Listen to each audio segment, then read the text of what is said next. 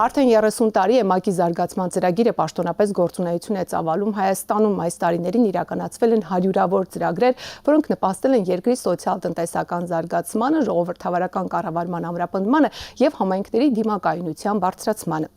Ընթացիկ նախաձեռնությունների, առաջիկա ծրագրերի եւ Հայաստանում գործակցության նոր ուղղությունների մասին այժմ կխոսենք Հայաստանում ՄԱԿ-ի զարգացման ծրագրի պաշտոնական ներկայացուցիչ Նաթիա Նացվիշվիլիի հետ։ Miss Natyashvili, thank you for accepting our invitation. Տիկին Նացվիշվիլի, շնորհակալություն մեր հրավերն ընդունելու համար։ Մեծ պատիվ է հյուրընկալել ձեզ այս հատուկ առիթով, երբ ՄԱԿ-ի զարգացման ծրագիրը նշում է Հայաստանում գործունեության 30-ամյակը։ Որոնք են այս 3 տասնամյակի աշխատանքի հիմնական ձեռքբերումները։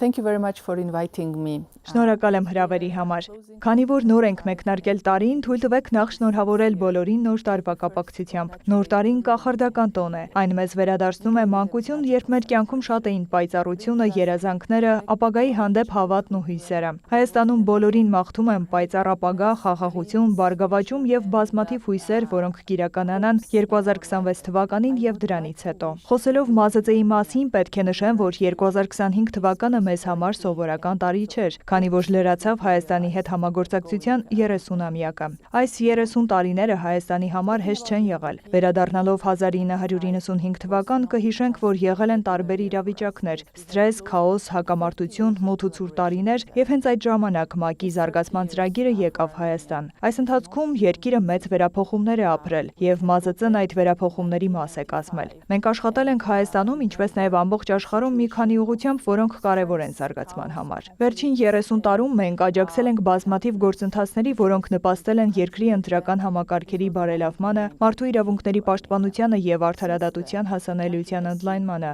օգնելով մարդկանց վայելել ավելի արժանապատիվ կյանք իրենց երկրում։ Մենք նաեւ նպաստել ենք սոցիալ-տնտեսական զարգացմանը, աշխատելով հատկապես հեռավոր գյուղական համայնքներում ապրող մարդկանց հետ, որոնք ունեն ավելի սահմանափակ հնարավորություններ, քան մայրաքաղաքի բնակիչները։ Այդ կերպ փորձել ենք կամուրջ ստեղծել գյուղական եւ քաղաքային անհավասարության միջև։ Մենք աշխատել ենք կլիմայի, էներգոարդյունավետության եւ կենսաբազմազանության հարցերի շուրջ։ Հայաստանը խոցելի է կլիմայի փոփոխության նկատմամբ եւ երկիրը պետք է կառուցի այնպիսի ապագա, որում կլիմայի փոփոխությունը չի ազդի ժողովրդի վրա այնպես, ինչպես ազդում է այսօր։ Մենք աշխատել ենք նաեւ կանանց զորացման ուղղությամբ։ Հայաստանի բնակչության ավելի քան 50%-ը կանայք են եւ կարեւոր է, որ կանանց ներուժը լիարժեք օգտագործվի երկրի առաջընթացը ապահովելու համար։ Վերջերս մենք աշխատել ենք նաեւ նորարարության եւ թվայնացման ոլորտներում։ Վստահ, որ Հայաստանը կօգտագործի տեխնոլոգիական բոլոր հնարավորություններն ու առավելությունները։ Ես չեմ խորանա այս ուղղություններից յուրաքանչյուրում ձեռք բերված նվաճումների նկարագրության մեջ։ Կնշեմ ընդամենը 2 թիվ վերջին 30 տարում արձանագրված արդյունքների մասով։ Մենք օգնել ենք Հայաստանում 1 միլիոնից ավելի մարդու եւ վերջին 30 տարում ներդրել ենք ավելի քան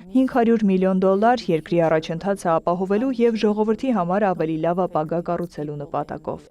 As Armenia prepares COP70, Մինչ Հայաստանը պատրաստվում է COP17-ին, խոսենք այն մասին, թե ինչ նախաձեռնություններ է իրականացնում ՄԱԿ-ի զարգացման ծրագիրը կլիմայի եւ կենսաբազմազանության վերաբերյալ Հայաստանի պարտավորությունների կատարմանն աջակցելու հարցում։ I must start again by congratulating Armenia government and the people. Ցանկանում եմ եւս մեկ անգամ շնորհավորել Հայաստանին, կառավարությանը եւ ժողովրդին 2026 թվականին կենսաբազմազանության կոնվենցիայի կողմերի համաժողովը հյուրընկալելու պատիվը ունենալու կապակցությամբ։ Սա կենսաբազմազանության եւ կլիմայի ոլորտում ամենախոշոր համաշխարհային միջոցառումներից մեկն է, եւ մենք մեծ ուրախությամբ ենք արձանագրում, որ հենց Հայաստանն է ընտրվել այս միջոցառումը 2026 թվականին հյուրընկալելու համար։ Սա երկրին առնվազն 2 հնարավորություն է տալիս։ Առաջինը Հայաստանը պաշտպանում եւ առաջ է մղում իր կենսաբազմազանության, կլիմայի եւ շրջակա միջավայրի օրակարգը այնպես, որ երկրում ընթացող զարգացումները հետագայում լինեն իշահ մարդկանց մոլորակի եւ կենսաբազմազանության։ Եվ երկրորդ, կենսաբազմազանության գլոբալ համաժողովը հյուրընկալելը նշանակում է, որ աշխարհը կճանաչի Հայաստանի առաջատար դերը կենսաբազմազանության եւ կլիմայի օրակարգի ձևավորման գործում։ Հայաստանը հանդես է գալիս որպես այս օրակարգի չեմպիոն եւ իսկապես մոտիվացնում ու ոգեշնչում է աշխարհի մյուս երկրներին հետևել իր ընտրած ուղուն։ ՄԱԶԾ-ն աջակցում է Հայաստանի կենսաբազմազանության եւ կլիմայի օրակարգին, որը իսկապես հավակնոտ է եւ լիարժեք իրականացվող։ Այդ ծրագրերից մեկը, որը նպաստում է Հայաստանի կենսաբազմազանության օրակարգի հետագա առաջմղմանը, կենսաբազմազանության ֆինանսավորման նախաձեռնությունն է, որի շրջանակում մենք օգնում ենք կառավարությանը հասկանալ, թե որքան ֆինանսական միջոցներ են անհրաժեշտ կենսաբազմազանության պահպանման համար, ինչքան ռեսուրսներ են ներկայում հատկացվում եւ ինչպես կարելի է լրացնել անհրաժեշտ ֆինանսական միջոցների բացը։ Նախաձեռնության երկրորդ օրինակը մեր համագործակցությունն է Սևանա լճի պահպանության հարցում։ Սևանա լիճը կարևորագույն տեսարժան վայրերից մեկն է ոչ միայն Հայաստանի, այլև Հարավային Կովկասի եւ ամբողջ աշխարհի համար, եւ կարևոր է, որ այն լինի լավ պաշտպանված։ Այդ նպատակով կառավարության եւ Սևանա լճի շրջակայքում ապրող բնակչության հետ միասին մենք աջակցում ենք Սևան ազգային պարկի եւ հարակից պահպանվող տարածքների ավելի արդյունավետ կառավարմանը։ Մեր համատեղ ջանքերի շնորհիվ արդեն տեսնում ենք շատ կարևոր, հետաքրքիր եւ գեղեցիկ արդյունքներ։ Օրինակ Սևանա լճի շրջակայքում էնդեմիկ հայկական որոշների պոպուլյացիայի վերականգնումը։ Այս թռչունները, որոնք էնդեմիկ են Հայաստանում, կրկին սկսել են բազմանալ Սևանա լճի տարածքում եւ սա մեր ծրագրի ինձ համար կարևոր նվաճումներից մեկն է։ Այսպիսով մաղթում եմ, որ Հայաստանը շարունակի իր առաջատարությունը կենսաբազմազանության օրակարգում, այդ թվում COP17-ը հյուրընկալելու միջոցով։ Իսկ կառավարությանը եւ ժողովրդին մաղթում ենք հաջողություններ այս չափազանց կարևոր համաշխարհային միջոցառման կազմակերպման գործում։ What community level socio-economic Սոցիալ-տնտեսական զարգացման ինչ ծրագրեր է ներկայում իրականացնում ՄԱԿ-ի զարգացման ծրագիրը։ Ինչ ազդեցություն դրանք ունեն տեղական տնտեսությունների ամրապնդման եւ համայնքների դիմակայունության բարձրացման առումով։ UNDP, when it was created globally 60 years ago, ՄԱԶԾ-ն համաշխարհային մակարդակով հիմնադրվել է շուրջ 60 տարի առաջ աղքատության կրճատմանն ու սոցիալ-տնտեսական զարգացմանն աջակցելու նպատակով։ Ամեն ինչ սկսվել է հենց այս առաքելությունից։ Սոցիալ-տնտեսական զարգացումը այսօր էլ մնում է ՄԱԶԾ-ի գործունեության հիմքում աշխարհի բոլոր երկրներում, այդ թվում Հայաստանում։ Եվ կա հստակ պատճառ, թե ինչու է դա այդպես։ Չնայած վերջին 30 տարում արձանագրված առաջընթացին, դեռևս պահպանվում են բազմաթիվ սոցիալ-տնտեսական մարտահրավերներ, այդ թվում գյուղական աղքատությունը, գործազրկությունը եւ այլ խնդիրներ։ Այսպիսով մեր սոցիալ-տնտեսական պորտֆելի շրջանակում մենք աշխատում ենք ամբողջ Հայաստանում, բոլոր մարզերում եւ հատկապես կենտրոնանում ենք սահմանամերձ շրջանների, ինչպես նաեւ այն տարածքների վրա, որտեղ աղքատության կամ գործազրկության մակարդակը ավելի բարձր է։ Մեր նպատակն է կամուրջներ կառուցել տարբեր խմբերի միջև եւ պայքարել անհավասարության դեմ։ Մեր աշխատանքի մի քանի օրինակ նշեմ։ Եվրոպական միության եւ Հայաստանի կառավարության հետ մեր կարևոր գործընկերություններից մեկը Լիդեր ծրագիրն է, որը մենք իրականացնում ենք Լոռու եւ Տավուշի մարզերում, ՄԱԿ-ի Պարենի եւ Գյուղատնտեսության կազմակերպության հետ համատեղ։ Այս ծրագրով նշված մարզերում մենք մոբիլիզացրել ենք տեղի բնակչությանը, բիզնեսներին եւ տեղական իշխանություններին իրենց համայնքների զարգացման առաջնահերթությունները միասին սահմանելու եւ այդ ծրագրերի իրականացմանը համատեղ աջակցելու համար։ Մինչեւ օրս իրականացվել է նման ավելի քան 220 համայնքային ծրագիր։ Դրանց թվում են համայնքի եւ շրջակա տարածքի համար նախատեսված փոքր ջրաղացների կառուցումը, տեղի երիտասարդների համար մարզական կառույցների, էկոտուրիզմի ենթակառուցվածքների, հացաբուլկեղենի եւ հրուշակեղենի արտադրամասերի ստեղծումը,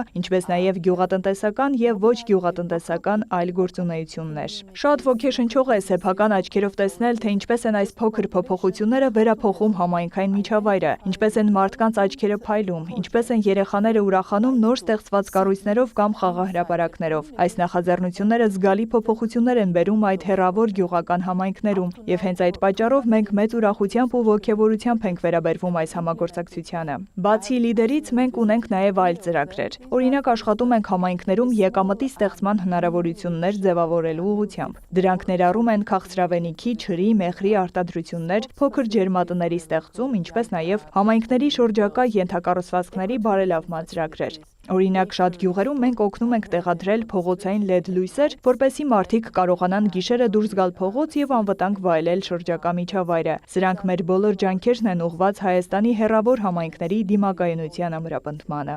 What initiatives does UNDP have? Ինչ նախաձեռնություններ ունի ՄԱԿ-ի զարգացման ծրագիրը Ղարաբաղից տեղահանվածներին աջակցելու համար։ Ինչպես են այդ նախագծերը օգնում նրանց ինտեգրմանը։ indeed, as I have mentioned, UNDP's approach is leaving no one behind. Ինչպես արդեն նշել եմ, ՄԱԿ-ի զարգացման ծրագրի մոտեցումն է ոչ մեկին չանտեսելը։ Մենք աշխատում ենք երկրի ամենախոցելի խմբերի հետ։ Նրանց թվում նաև Հայաստան ժամանած փախստականներն են, որոնք ունեն միջազգային հանրության, կառավարության, համայնքի եւ տեղի բնակչության աջակցության կարիքը։ Մենք շատ ոգեշնչված ենք տեսնելով հայ ժողովրդի հյուրընկալությունը, երբ փախստականները ժամանեցին։ ՄԱԿ-ի զարգացման ծրագիրը որպես միջազգային զարգացման գործընկեր փորձում է իր ներդրումը ունենալ այս առատաձեռն հյուրընկալության մեջ։ Այն աջակցությունը, որը մենք ցուցաբերում ենք փախստականներին, կարելի է բաժանել մի քանի կատեգորիաների։ Մեկը մեր աջակցությունն էր փախստականներին ժամանումից անմիջապես հետո։ Օրինակ, մենք օգնեցինք վերանորոգել 4 կացարան, որտեղ մարդիկ կարող էին մնալ ժամանումից հետո։ Մենք աջակցեցինք արևային ֆոտովոլտային համակարգերի եւ ջրատաքացուցիչների բաշխմանը, որպեսզի մարդիկ իրենց բնակության վայրերում ունենան լույս եւ տաք ջուր։ Հետագայում մենք օգնեցինք մարդկանց աշխատանք գտնելու, փոքր բիզնես կամ փոքր զբաղվածության հնարավորություն ստեղծելու հարցում։ Օրինակ, մենք աջակցեցինք, որ երիտասարդները պրակտիկա անցնեն մասնավոր հատվածում, զարգացնեն իրենց հմտությունները եւ աշխատեն մասնավոր ընկերություններում։ Մենք տրամադրեցինք դրամաշնորհներ, սարքավորումներ կամ այլ աջակցություն այն տնային տնտեսություններին, որոնք նախկինում փոքր բիզնեսով զբաղվելու փորձ ունեին, որպեսզի կարողանային նույն գործունեությունը շարունակել նաեւ այստեղ, իրենց նոր բնակության վայրում։ Մենք մեծ շեշտադրում ենք կատարում կին փախստականների վրա, քանի որ ինչպես արդեն նշել եմ, կանայք հաճախ ավելի խոցելի են։ Այդ պատճառով կանանց աջակցելը աշխատանքի, սոցիալ-հոգեբանական վերականգնման, ծառայությունների եւ ենթակառուցվածքների հասանելիության հարցերում մեր հիմնական գործունեություններից մեկն է։ Մենք ձևավորել ենք կանանց խմբեր հյուրընկալող համայնքներում տեղական ինքնակառավարման մարմինների հետ համայնքային խնդիրների լուծման ուղղությամբ աշխատելու, սոցիալական համախմբվածությունը խթանելու նպատակով։ Փոքր ենթակառուցվածքների բարելավումը մեր կողմից տրամադրվող աջակցության մեկ այլ տեսակ է։ Օրինակ, մենք վերանորոգում ենք ամբուլատորիաներ հեռավոր շրջաններում, այն տարածքներում, որտեղ կան փախստականներ։ Մենք նաև կառուցում ենք փոքր ջրամբարներ այն վայրերում, որտեղ դա թույլատրվում է, որպեսզի ջուրը հասանելի լինի համայնքներին, քանի որ գիտենք, որ գյուղական վայրերում ոռոգման եւ խմելու ջրի խնդիր կա։ Այսպիսով, այս փոքր ջրամբարների կառուցումը օգնում է հաղթահարել ջրի սակավությունը որոշ տարածքներում։ Սրանք ընդհանրապես մի քանի օրինակներ են, թե ինչ ներդրում է ունեցել ՄԱԶԾ-ն փախստականներին եւ հյուրընկալող համայնքներին աջակցելու գործում։ Կարևորը այն է, որ այս ընթացքում մենք աջակցել ենք ավելի քան 18000 մարդու եւ մենք դրանով չենք սահմանափակվում։ Վերջին կետը, որին նույնպես կցանկանայի անդրադառնալ, փախստականների ներառման համար մշակված փախստականների եւ նրանց հյուրընկալող համայնքների կենսակայունացման շրջանակային փաստաթուղթն է, որը կառավարությունը վերջերս է ընդունել։ Այն մշակվել է ՄԱԶԾ-ի, ՄԱԿ-ի փախստականների հարցերով գերագույն հանձնակատարի եւ ՄԱԿ-ի մշտական համակարգողի գրասենյակների հետ համատեղ։ Սա մի փաստաթուղթ է, որը մեզ իրական պատկերացում է տալիս փախստականների ինտեգրման հիմնախնդիրների մասին եւ ինչ ներդրումներ կարող են անել ՄԱԶԾ-ն եւ մյուս գործընկերները։ Այսպիսով, սա մեզ համար ռազմավարություն է հասկանալու, թե որ ուղղություններով ենք առաջ շարժվելու։ Քանի որ մենք մտնում ենք 2026 թվական, ՄԱԶԾ-ն Հայաստանի կառավարության հետ արդեն մշակել է հնգամյա ռազմավարական համագործակցության նոր ծրագիր։ Այն կոչվում է Երկրի ծրագրային փաստաթուղթ եւ հաստատվել է Հայաստանի կառավարության եւ ՄԱԶԾ-ի գործադիր խորհրդի կողմից։ Այսպիսով, առաջիկա 5 տարում մենք շատ անելիքներ ունենք, բազմաթիվ նպատակներ եւ ծրագրեր։ Եվ ես իսկապես անհամբեր սպասում եմ, որ ՄԱԶԾ-ն կունենա ավելի մեծ ներդրում Հայաստանի զարգացման գործում։ Thank you so much for this interview. Շնորհակալ եմ հարցազրույցի համար։ Մաղթում եմ, որ 2026 թվականը դառնա նոր նախաձեռնությունների, ծրագրերի իրականացման եւ Հայաստանի ու ՄԱԿ-ի զարգացման ծրագրի միջև ավելի խորը համագործակցության տարի։ Same here. Նմանապես։ Հիշեցնեմ, իմ հյուրն էր Հայաստանում ՄԱԿ-ի զարգացման ծրագրի մշտական ներկայացուցիչ Նաթիա Նացվիշվիլին։